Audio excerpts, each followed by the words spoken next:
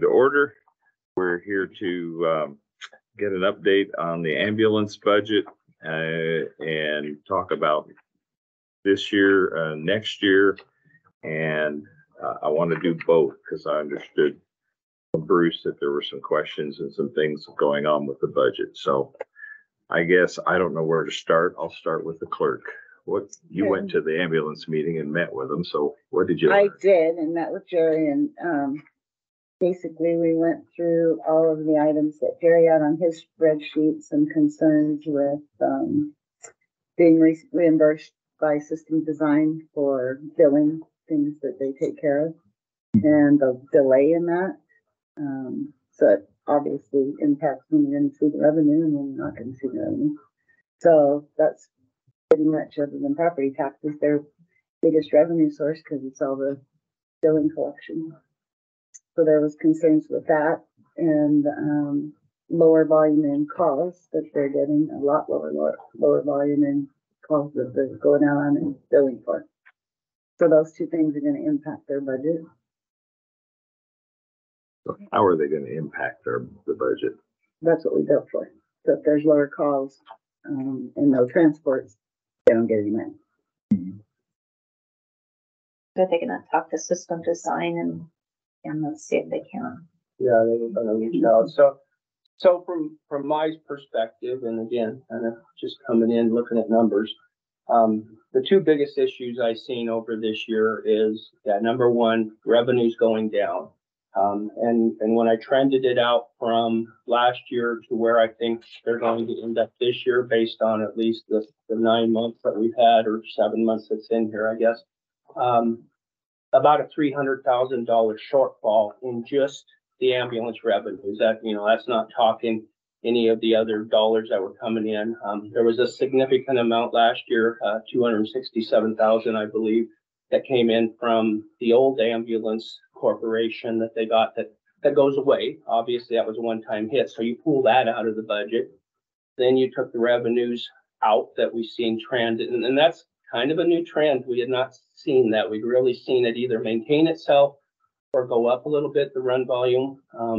So they were going to look into that because there's logically, from my side, with the population seems to be growing here. Granted, it is probably a younger population that's moving in. Still, I wouldn't have expected that volume to drop, especially that significantly. The other side that got us is last year, we had, I believe it was close in 2022, about a 12% increase coming from the fire districts on their salaries. Originally into this year, they were looking, Fire District 1 was looking for a 6%, Fire District 2 was looking for a 5%. Then District 1 came back and said, hey, after doing our evaluation, we're this short, we feel, from what the cost of running the EMS for labor services is. So they added that in. So when you trend, if you put all those in and trended it in over 2 years, I can't remember exactly, but it was like a 30% increase that we've seen in salaries. So you got your revenues going down, you got your salaries going up. And that was really the two major issues that I saw in this, that, your supplies, things like that, they're just consistent. There's not a big deal. If you did have some maintenance last or the year before, it really seems like with the hiring of the gentleman that you did to help with the maintenance, you're seeing benefit from that, and you're definitely seeing that maintenance go down. And since then, I don't believe we've had any catastrophic issues that we've had in the past, like an engine going out or something of the sort. So that all seems to be in control. It's really those pieces. We did put in 2 new ambulances, which everything but 100,000 of that was covered through grants. So we did, inside this budget, there's 100,000 coming out of the reserves. That's not an issue. Those reserves are there.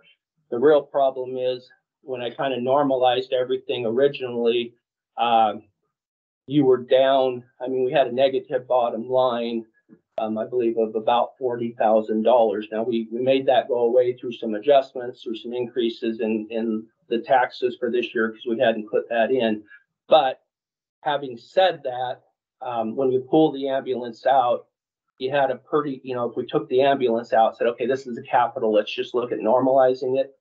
You had a pretty small bottom line where if these trends continued, you can just start counting, you know, it would be years, but still you could count the time that you're not going to be able to sustain the ambulance. And that was the conversation that we really had. And this, again, is a trend that we saw this year, hadn't seen prior to that. Revenues were going in.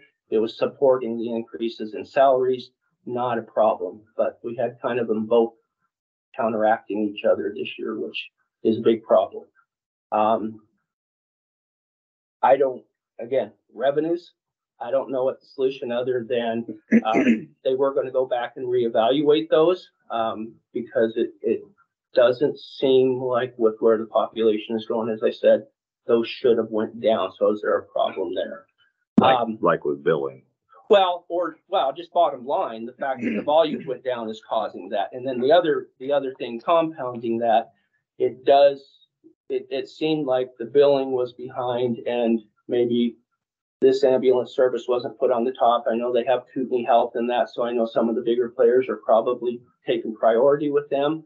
But when they reached out to them, there didn't seem to be a significant amount that they were back in billing. So that at least did not appear. It really seems to be just the volumes, calls that are trending the revenue down is the biggest significant issue.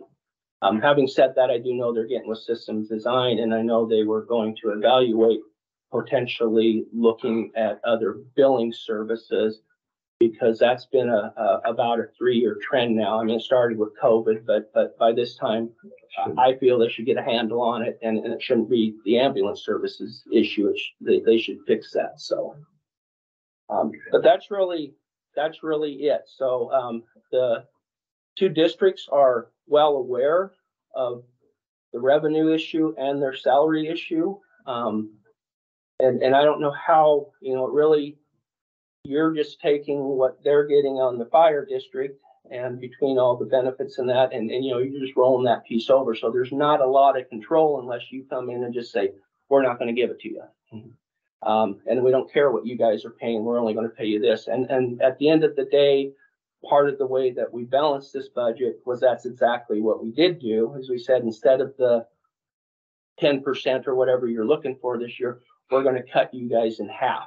And that's in order to balance this budget. And that's what we did. So at the end of the day, we took that out and only gave them half of the increase that they requested. Okay, so that's the half of the increases in here. That is, and that's how we got to zero on the bottom line. Yep. So do we have last year's figures that we can look at that can bring them over? Jerry does. We didn't do it last year. It's just moving to the county this year. So it'd be the very left-hand column.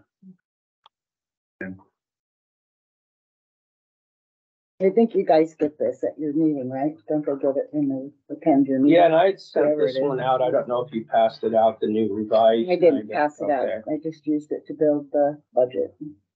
So the just for yours, the green columns are really what I focus on. These are some Okay. helps. So this is 2022. This is what I anticipate if I annualized out this year. And then this is where the new budget for next year is that was proposed. Okay. That's again, we got it to balance finally. Okay. And there's a big number here, this 568 that you're seeing, which is significant higher. But again, 500,000 of that 600,000 that we put in for ambulances is covered by grants that, Yep. that have already been awarded. So I mean, that's not the issue there. It's really coming to the salary and revenue. Okay. And you noted that, that's the grant. Yep. Yeah, and once you get those two ambulances, you're probably in pretty good shape. I mean, not forever, but probably for a year or two anyways, before you'll have to look at another one. What did the, Jeff, can I have Sydney make a copy of that? Yes, can you make 3 of them? I've got one more here. I do have one here. what did the fire districts respond?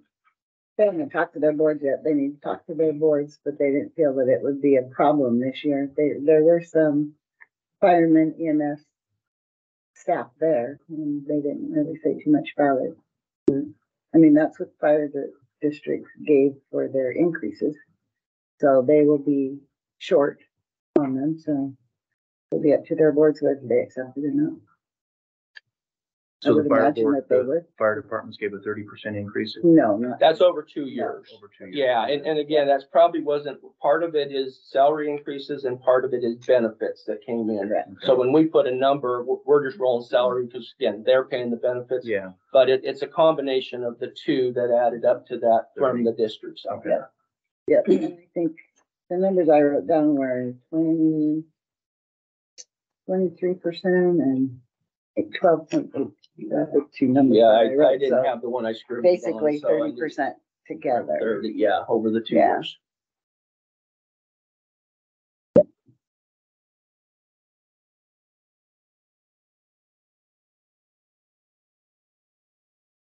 If revenue would have continued where it was, there really would be no big concern, at least from what I see. But the problem is that revenue went down too. We were able to encompass, those increases in salaries. So over this 2 years, that's some of the bigger ones that we have seen. Okay. And some of it might have been a catch up. Obviously, some of it was with all the stuff going on. Wages, wages were going up, and to be competitive or at least be able to hire, you've got to do some of that. So.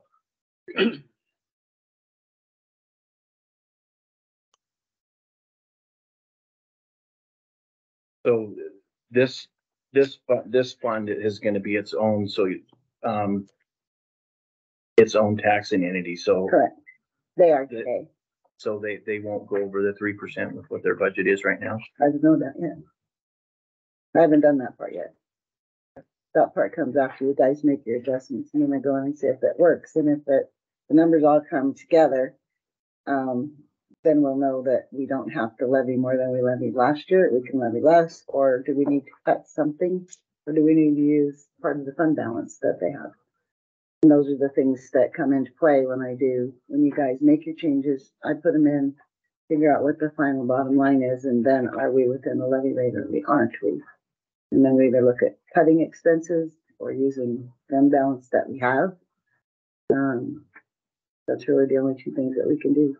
So when we give it to you by Friday, you'll have that by next week? I will have it to be in the paper for the best guess at the highest rate by the 17th. And then at the 17th, that's when we start looking, going, okay, do we need to cut some things or don't we? Because once you publish it in the paper, that's where you can never go over that number. Mm-hmm. You can go under it, and that's when we do the adjustments, is at that point. Where do we need to adjust? Because I won't know that. So.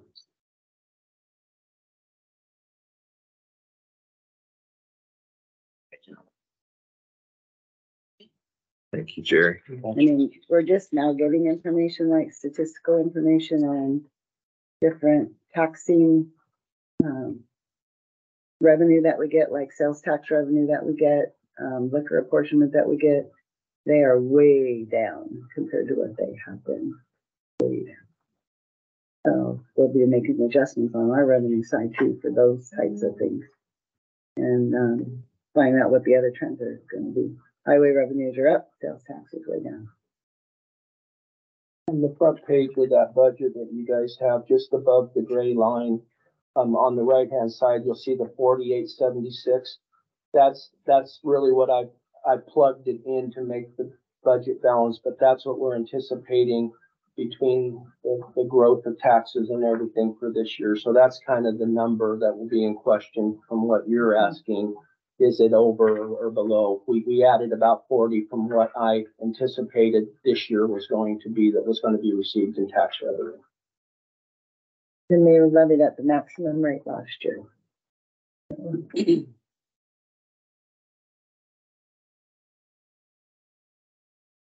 So when we talk about expected increases in tax revenue, just to make sure I'm thinking apples and apples, we're talking about if we went ahead and raised it 3%.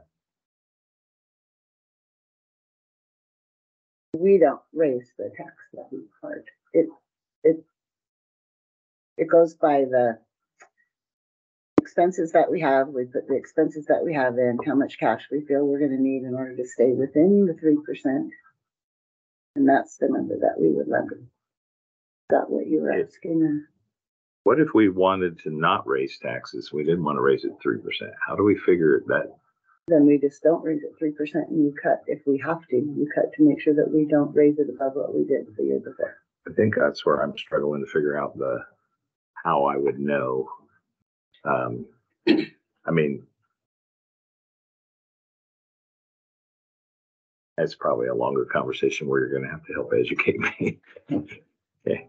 I'm struggling to figure out how I would know. So right now, We won't know right now, today, because we don't even know what that figure is gonna be yet. I mean, just today we got our operating values and stuff that will plug into those things, so. but if we did this budget that we're looking at right here, would that anticipate that we're increasing taxes over last year? I think is where I'm. Well, if that $40,000 comes from increased taxes, then no. If it doesn't, yes. So, There's a property value increase correct. every year that you see that isn't really, you're still assessing the same amount per thousand, but Right. but the values have went up, and that's kind of where we looked at here, is anticipating that's going to allow this to push up. Not that it takes an increase over a percentage, just it's the property values that went up that are going to allow for that 40,000. And it depends on how, because you have a certain amount of money that you have to raise, and if there are more property owners, it's spread across more property owners. If there's less, it's spread across less. If values go way up, but there's less property owners, are the tax gonna go up? Yeah. If there's more, it goes down, so we don't really know that yet. So, Yeah, and I'm not trying to ask Yeah. trick questions. I'm Yeah. just, Yeah. I'm just trying to understand this First time process. for all of us. yeah.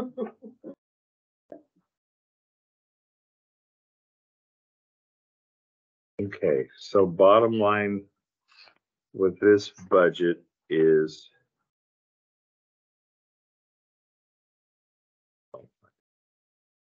$1.7 million. And how does that compare to? Revenue is 1.87, Last year's was 1.1. anticipated revenue this year is 1.87. And if we just, as a swag, went to say, okay, taxes that we raised last year, 533,000. Add that to it if it was exactly the same, and that's where you see if you're after, but it's just a guess. So just making sure I'm understanding what Jerry's given us. So what was the bottom line spending last year? Total expenses was 1.7 22, 10.5. Are you talking on mine? on yours. Yeah, so total, are you for the year we're Revenue in, or 2022? For 2022. The total spending on that was 950,000. The total for this year that we're in right now is 1,077,000. And for next year, we're at 1,721,000, but remember 600,000 of that is Yep. those two ambulances Grants. with the grants and coming out of reserves. Yeah. Yeah. And 100,000 out of reserves. Right. And then wasn't there 100,000 that came from 170 for. And that's each part of what I shown rolled as in. part of That the grant. that number up here that says grants and other revenue, that's part of that. Okay. Yeah, and I part of rolled the one that in. was it the hospital? Mm-hmm. Okay. Yeah, so all those are rolled into that number that says grants and that up there on the top line. Okay. Yeah, when you're looking at that increase. The 541. Okay, correct. Okay. Sure appreciate it. Yeah. Not a Thank you problem. very much. For a semi-retired guy, that's a lot of work. It's Yeah. keeps me maybe a number in there too. Don't lose it all.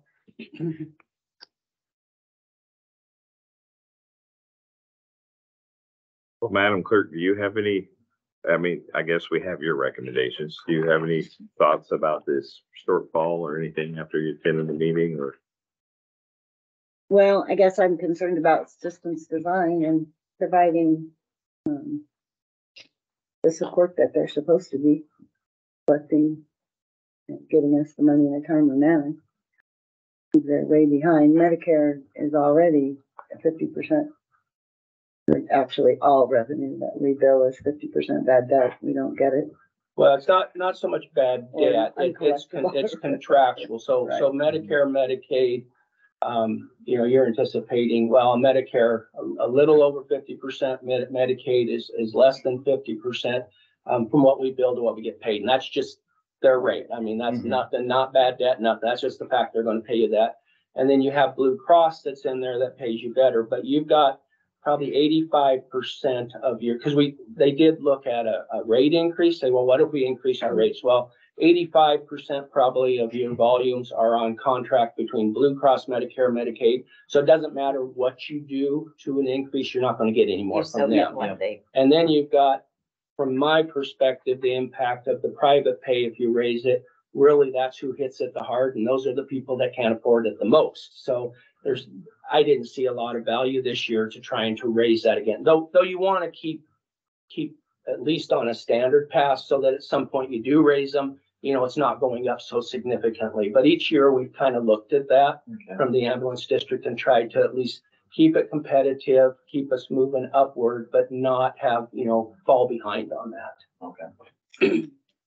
And I also think that at the fire district level, the EMTs and the paramedics and hopefully someday critical care, they cost more money to do that. And that's, And it's all fairly new to it. We haven't had those before, right? we did have them when we were the EMS corporation, but those costs and the sustainability of that is what put that corporation under, and just not getting the revenues to cover it. The same thing is appearing to kind of happen here. We're building our teams, which is a good thing, but it costs money to do that. So it's not a bad thing. It's just, I think probably if we get 2 new ambulances this year, we won't need to have another ambulance maybe next year. If we do, it's 1, not 2. Maybe we'll get a different grant to get it. We didn't get a grant for ambulance this year, right? So maybe next year we will. So that will help with things. I mean, they put a lot of miles on these rigs. Oh, yeah. So all the other supplies and administration things don't seem to be out of line at all. So.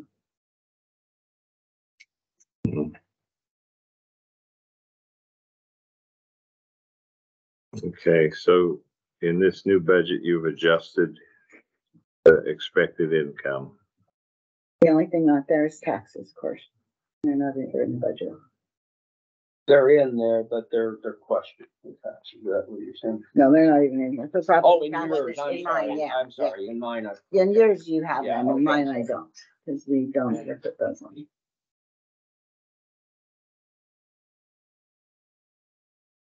And this is all built on the supposition that the fire department will accept the smaller increase that you've offered them.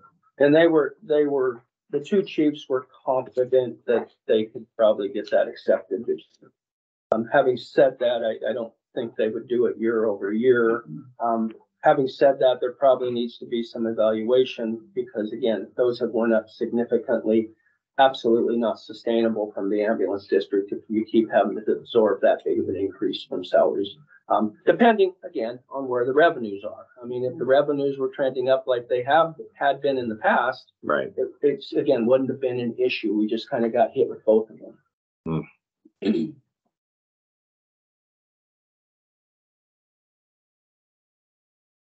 They were gonna look at other companies to see if they offer better services in system design or not. So I reached out to Hayden and Ross to see, because they do some, but then come to find out they really only do one fire district. They don't do ambulance, so they're gonna reach out and see who else they could maybe approach to get a bid, or even see if they're in the same situation or not. Tammy, were you gonna call the auditors and That's see if what they was Hayden and Ross, yeah. Oh, okay. And they're the ones that only, Oh, they okay. only have one fire district. Oh, okay. They really don't have an ambulance, and it's up in Bonner. Okay. So they wouldn't do it under the county, since this is What? part of the county, the audit? Yeah. Just, Yeah, so that has nothing to do with the audit. It Oh, We're has talking to about do their with, billing. the billing. that they audit other ambulance and fire districts. oh, okay. And do they know of any other providers like System Design that Oh, they okay. could contact to maybe get some names of other ones and So That's a they good were also idea. gonna reach out to the Fire Chiefs Association and see if they have any others. Most of them use system design, so like Jerry says, Kootenai County, given that they're big, and so they probably take precedence over a lot of the little guys. And I'll reach out, I will reach out to the hospital auditors and see if they have any suggestions for going to also. Okay, Yeah. thank you. On the new budget, proposal here, not Jerry's, but the county one.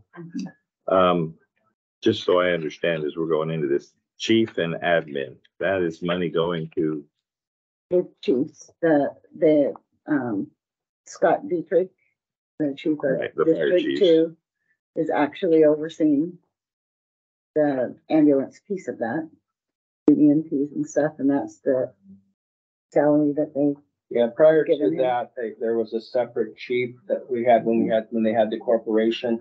So these chiefs decided to absorb that. And it's 20 together, it's a 2,000, I think, a month, somewhere in there. I don't know the exact, but that was significantly less than what you paid a full-time chief. So they absorbed part of that administrative. and who's the medical director? Scott Dr. Gibb Reed. or Reed. Dr. Yeah. Reed, yes. Reed. And that really hasn't gone up a lot over the last 10 years. Yeah, he asked for a little increase Little once in a teeny. while, but nothing overly significant. Where would I find the maintenance contract for? It's under page 2. So the fire district, you mean? Fire Oh. District 1, Fire District 2. For what we have Zach doing, that Oh, vehicle maintenance. vehicle. Vehicle maintenance is $492.53. Bottom of the second page. Thing. Okay, And it corresponds to their line item on the other sheet. Vehicle maintenance and Yeah, repairs, under which is 5,400. 419 is the number. And on that vehicle maintenance, we did pull out 18,000 from prior year because that was for an engine replacement and felt that that was in control. So that came out and we actually dropped the maintenance and repair from the current year. right, because it's saving us money to actually do preventative maintenance. Yeah, Okay. Yeah, part of my confusion is just transferring from one year to the next year, but I want to make sure we hadn't forgotten that one, so. And the education and training, that's our EMT And paramedic. and paramedic training. yeah. So it allows for 2 new paramedics, which are about 15,000 per paramedics, what's budgeted to get them through the training. It put 20,000 in for just general training for the EMTs, EMS, whoever's there.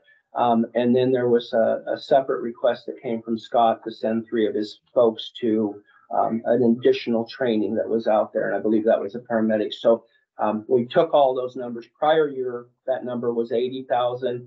And we were doing a catch up on paramedics because we had the prior year and the current year.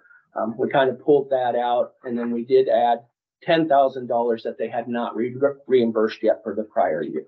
So it's kind of a plus and minus all the way through that gets you to I believe it's 66 or something like that. 67. Or 67, yeah.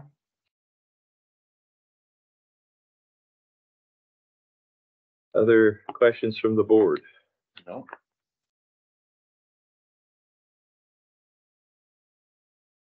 No. Comments, questions from the public? Yeah, coming back into county, what can be going to change to the administration fees? It did not, because I left it like that. So we pay Lori Teeters $800 a month to take meeting minutes. And I'm not sure what all her other duties are, but that's her current salary and that's what was budgeted. And the rest of that would go towards administration fees. Fire District 2-13 MM, That's the third man out, that's what? third man out, they call it, right? Third man out is when they have 2 calls already going and they need to call in other staff. It's called third man out, and it's additional money on top of the current contract that they would pay on a monthly basis. And last thing, I didn't see it, maybe it's in here, St. Joe Fire or St. Joe Ambulance and Fort Ann River, we're not giving them anything. Yeah, there is a number in there. Let's see where I put that. Other agency support, Yeah, we added that. 582. Excuse me. What, 482.59? How much did you have in there? 6,000 something? Yeah, that is the number. Yeah, so we did throw that in. And that was consistent with 2022 is what we put in there. That's going to the ambulance up the river. Yeah, to St. the Joe. outside ones that To aren't. the On the St. Joe. And Pritchard Murray? Yeah, the two together.